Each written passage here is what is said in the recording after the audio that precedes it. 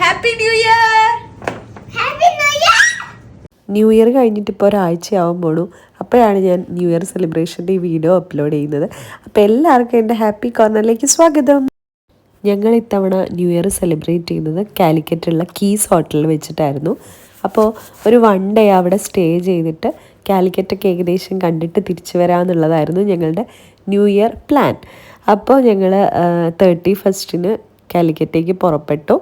എന്നിട്ട് ഞങ്ങൾ കീസ് ഹോട്ടലിൽ ഒരു റൂം എടുത്തു.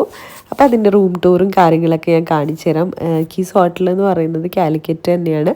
ഭയങ്കര അടിപൊളി ആംബിയൻസും നല്ലൊരു സ്പേഷ്യസ് ആയിട്ടുള്ള നല്ല റൂമും ഒക്കെയുള്ള ഭയങ്കര രസമുള്ളൊരു ഹോട്ടലാണ് കീസ് ഹോട്ടൽ. അപ്പോൾ കാലിക്കറ്റൊക്കെ വരുവാണെങ്കിൽ എല്ലാവർക്കും ഇവിടെ ഒന്ന് അപ്രോച്ച് ചെയ്യാവുന്നേ ഉള്ളൂ.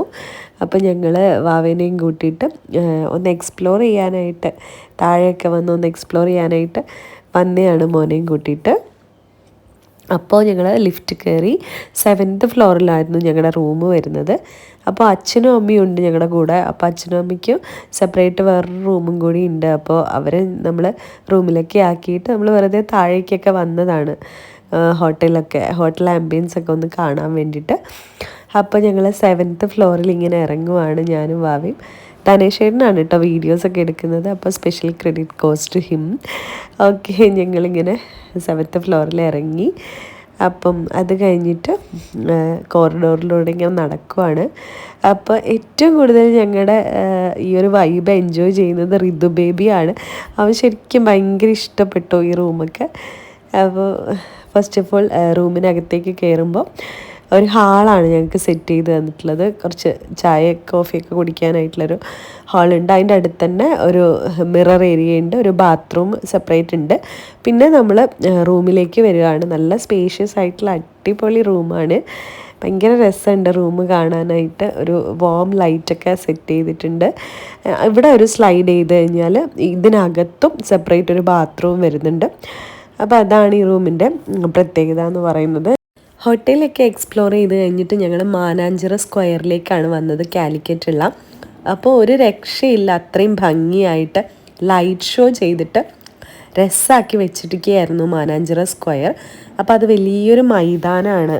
കാലിക്കറ്റുള്ളവർക്കറിയാം, ഒരുപാട് പേര് വന്ന് നടക്കാനും വന്നിരുന്ന് സംസാരിക്കാനും ഒക്കെ വരുന്നൊരു വലിയൊരു മൈതാനമാണ് മാനാഞ്ചിറ സ്ക്വയർ. അപ്പോൾ അവിടെ ഈ ലൈറ്റ് ഷോ ടൂറിസം വകുപ്പിൻ്റെ നേതൃത്വത്തിൽ ഉണ്ടാക്കി വെച്ചത് ഭയങ്കര ഒരു വൈബ് തന്നെയാണ്. അപ്പോൾ ഒത്തിരി പേര് ന്യൂ ഇയർ സെലിബ്രേറ്റ് ചെയ്യാനായിട്ട് അങ്ങനെ വന്നു എന്നുള്ളത് ഭയങ്കര രസമുള്ളൊരു കാര്യം തന്നെയാണ്. അപ്പോൾ ഒരുപാട് പേർക്ക് 2023 ലാസ്റ്റ് നൈറ്റ് ഇത്ര ബ്യൂട്ടിഫുള്ളായിട്ട് സെലിബ്രേറ്റ് ചെയ്യാൻ പറ്റുമെങ്കിൽ അത് കോഴിക്കോടിൻ്റെ വലിയൊരു പ്രൗഡായിട്ട് തന്നെ ഞാൻ കാണുന്നു. അങ്ങനെ ഒരു ലൈറ്റ് ഷോ അവിടെ ഒരുക്കാൻ നമ്മുടെ ടൂറിസം വകുപ്പിനൊക്കെ സാധിച്ചതിൽ വലിയൊരു രസമുള്ള വലിയൊരു ക്രെഡിറ്റ് അർഹിക്കുന്ന ഒരു കാര്യം തന്നെയാണ്. അപ്പോൾ എനിക്ക് ഭയങ്കര ഇഷ്ടമായി അങ്ങനത്തെ ഒരു ലൈറ്റ് ഷോയും ആ ഒരു തലേ ദിവസത്തെ ആ 31st ലാസ്റ്റ് ഡിസംബർ നൈറ്റിലെ ആ ഒരു വൈബൊക്കെ എനിക്ക് ഭയങ്കര ഇഷ്ടമായി. അപ്പം ഇങ്ങനെ ഈ വീഡിയോസിൽ നിങ്ങൾക്ക് എത്രത്തോളം മനസ്സിലാവുന്നുണ്ടെന്ന് അറിയില്ല.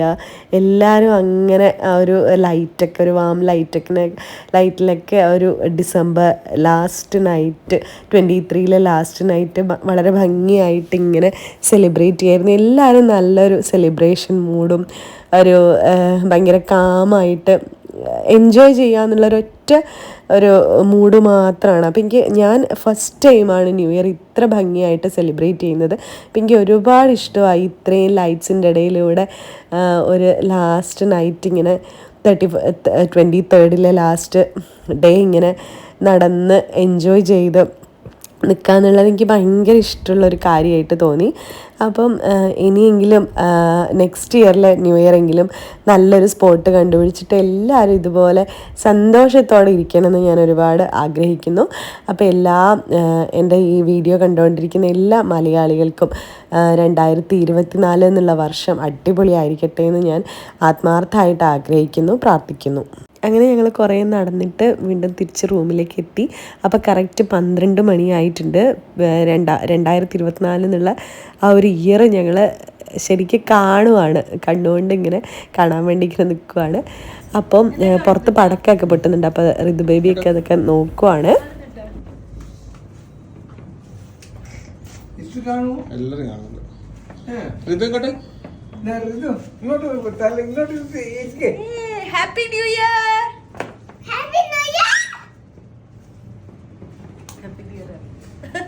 അപ്പം ഞാനെൻ്റെ ലൈഫിൽ ഇത്രയധികം സന്തോഷിച്ച ഇത്രയും ആസ്വദിച്ച് ഒരു ന്യൂ ഇയർ നൈറ്റ് വേറെ ഉണ്ടായിട്ടില്ല എന്ന് തന്നെ പറയും. എനിക്ക് ഒരുപാട് ഇഷ്ടമായി. പിന്നെ ഞങ്ങൾ ഉറങ്ങി. എന്നിട്ട് പിറ്റേ ദിവസം മോർണിംഗ് അവിടെ ഞങ്ങൾക്ക് ബ്രേക്ക്ഫാസ്റ്റ് കോംപ്ലിമെൻ്ററി ആയിട്ടുണ്ടായിരുന്നു. അപ്പോൾ അതും കൂടി കഴിച്ചിട്ട് ഞങ്ങൾ അന്ന് അവിടെ നിന്ന് ഇറങ്ങുകയാണ് ചെയ്യുന്നത്. അപ്പോൾ once again happy new year.